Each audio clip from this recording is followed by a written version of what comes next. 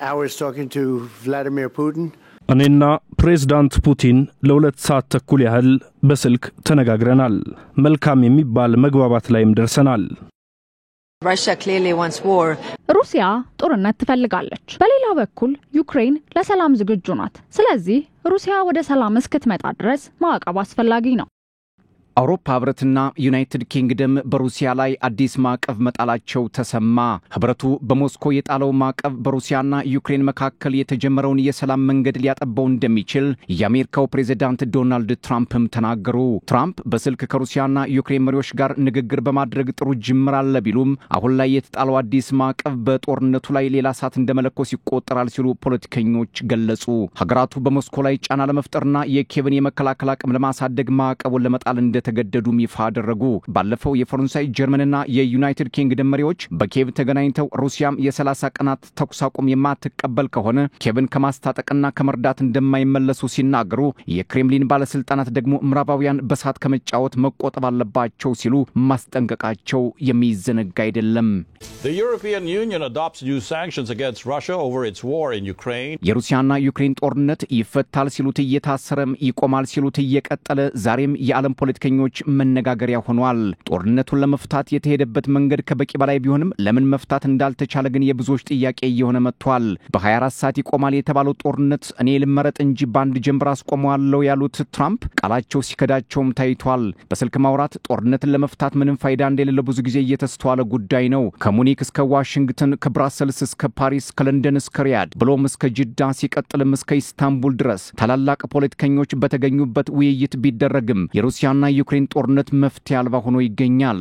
ሶስተኛ ዓመቱን የተሻገረው የሩሲያና ዩክሬን ጦርነት ዛሬም አላባራም። አሁን በአውሮፓ ህብረትና ዩናይትድ ኪንግደም የተጣለው ማዕቀብ ትራምፕና ፑቲን ወደ ስምምነት ለመምጣት በስልክ እየመከሩ ባለበት መሆኑ ፖለቲካዊ አንድምታው የአውሮፓ ህብረት ከትራምፕ ጋር የገባበት ውዝግብ ስለመሆኑ አመላካች ነው ተብሏል። የአውሮፓ ህብረት ባለፈው በጅዳና ሪያድ በነበረው ስብሰባ ለመሳተፉና የንግድ ታሪፍ በትራምፕ ስለተጣለበት ምናልባትም አሁን ትራምፕ የጀመሩትን የውይይት መንገድ ለማደናቀፍ ያለመ ሊሆን እንደሚችልም ተገምቷል። የአውሮፓ ህብረት ከዶናልድ ትራምፕ መመረጥ በኋላ በዋሽንግተንና ብራሰልስ መካከል ያለው ግንኙነት መሻከሩ የሚታወቅ ነው። የአውሮፓ ህብረት መሪዎች እንዲሁም የህብረቱ ምክር ቤት ታላላቅ ባለስልጣናት 17ኛ ዙር ማዕቀብ በሩሲያ ላይ መጣላቸው የሞስኮ ትከሻ ለማዕቀብ የተፈጠረ አስመስሎታል ይላሉ ተንታኞቹ።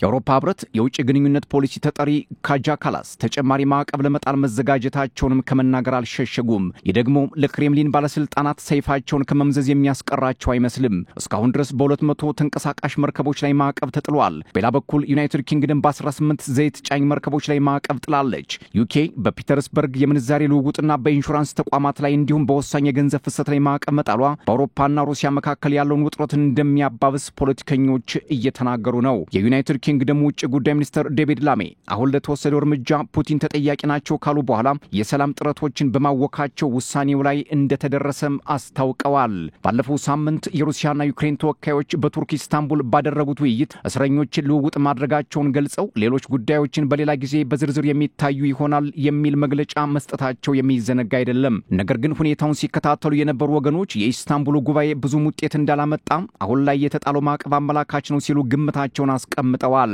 በሌላ በኩል የፑቲንና ትራምፕ የስልክ ንግግር ውጤት ሊያመጣ ይችላል የሚል ቅድመ ግምት በመያዝ የአውሮፓ ህብረትና ዩናይትድ ኪንግደም በሩሲያ ላይ ማዕቀብ ለመጣል እንደቸኮሉ የሚናገሩ ማልታጡም። ዩናይትድ ኪንግደም በሩሲያ ወታደራዊ የገንዘብ ተቋማትና የኃይል አቅርቦት ላይ አዲስ ማዕቀብ መጣሏ የሞስኮን ግስጋሴ ለማስቆምና አስገድዶ ወደ ጠረጴዛ ድርድር ለማምጣት ያለመ እንደሆነ መገናኛ ብዙሃን ቢዘግቡም ሞስኮ ግን የምዕራባውያን ጣልቃ ገብነት እስካለ ድረስ ጦርነቱን በጦር ለመፍታት እንደምትፈልግ በተደጋጋሚ ስትናገር ቆይታለች። የአውሮፓ ህብረትና ዩኬ የትራምፕና ፑቲንን የስልክ ንግግር ውጤት ሳይሰሙ ከዚህ ውሳኔ ላይ መድረሳቸው ሌላ የፖለቲካ ውጥረት በምዕራቡና በአሜሪካ ብሎም በሩሲያ መካከል አዲስ ውዝግብ መፍጠሩ አይቀሬ ነው የሚሉ ተንታኞች በርከት ብለዋል። የአውሮፓ ህብረትና ዩኬ ሩሲያ በስውር በመታንቀሳቀሳቸው መርከቦች ላይ ማዕቀብ መጣላቸውን ቢያሳውቁም የሩሲያ ባለስልጣናት ግን የቀልደኞች ስብስብ ትርጉም የለሽ ማዕቀብ መጣሉ የሚደንቅ አይደለም ካሉ በኋላ ዋጋውን በጥፍ ለመክፈል ግን ይዘጋጅ ሲሉ ዝተዋል። የአውሮፓ ህብረት የሩሲያን ኢንዱስትሪ ተቋማት በምንም መልኩ መነቅነቅ እንደማይችል አንድ የሩሲያም ከፍተኛ ባለስልጣናትም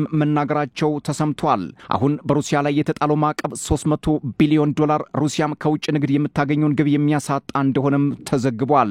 በመጨረሻም የቀድሞው የሩሲያ ፕሬዝዳንት ዲሚትሪ ሜድቬዴቭ ሞስኮ ያለምንም ቅድመ ሁኔታ ከዩክሬን ጋር ለመደራደር ፈቃደኛ መሆኗንና ዩክሬን አንድ የመጨረሻ ድል እንዳላት ከተናገሩ በኋላ ኬቭ በፍጥነት ለሰላም መዘጋጀት አለባት፣ ሞስኮ አሁን ላይ በኬቭ ውስጥ ምንም አይነት ወታደራዊ እንቅስቃሴ ለማድረግ ፍላጎት የላትም ሲሉ መናገራቸው የአሜሪካ ውጭ ጉዳይ ሚኒስትር ማርኮ ሩቢዮ ዩክሬን አውሮፓውያንን ያመሰች ነው ሲሉ የአሜሪካም የውጭ ጉዳይ ፖሊሲዋን ማስተካከል ይኖርባታል ሲሉ መግለጫ መስጠታቸው፣ በሌላ በኩል ዘለንስኪ አሜሪካ በሩሲያ ላይ ማዕቀብ መጣል አለባት ሲሉ መግለጻቸው፣ ትራምፕ ደግሞ የሰላም እድል ስለሚኖር መታገስ ዋጋ አለው በሚል እየተከራከሩ እንደሚገኙ መታወቁ፣ የሩሲያው ፕሬዝዳንት ቭላዲሚር ፑቲን የሩሲያ ኃይሎች ኩርስክን ነጻ ካወጡ በኋላ ለመጀመሪያ ጊዜ ጉብኝት ማድረጋቸው ፑቲን በኩርስክ ግዛት የበላይ መሆናቸውን እንደማሳያ መሆኑን ፖለቲከኞች መናገራቸው፣ አዲስ የተሾሙት የሮማው ርዕሰ ሊቃነ ጳጳሳት ሊዮ 14ኛ የሩሲያና ዩክሬንን የሰላም ድርድር ለማስተናገድ ፈቃደኛ መሆናቸውን ማሳየታቸው፣ የጣሊያኗ ጠቅላይ ሚኒስትር ጆርጂያ ሜሎኒ በሩሲያና ዩክሬን መካከል የሚካሄደው ጦርነት ያበቃ ዘንድ ቀጣዩ ድርድር በቫቲካን እንዲካሄድ በጎ ጅምሮች አሉ ሲሉ መናገራቸው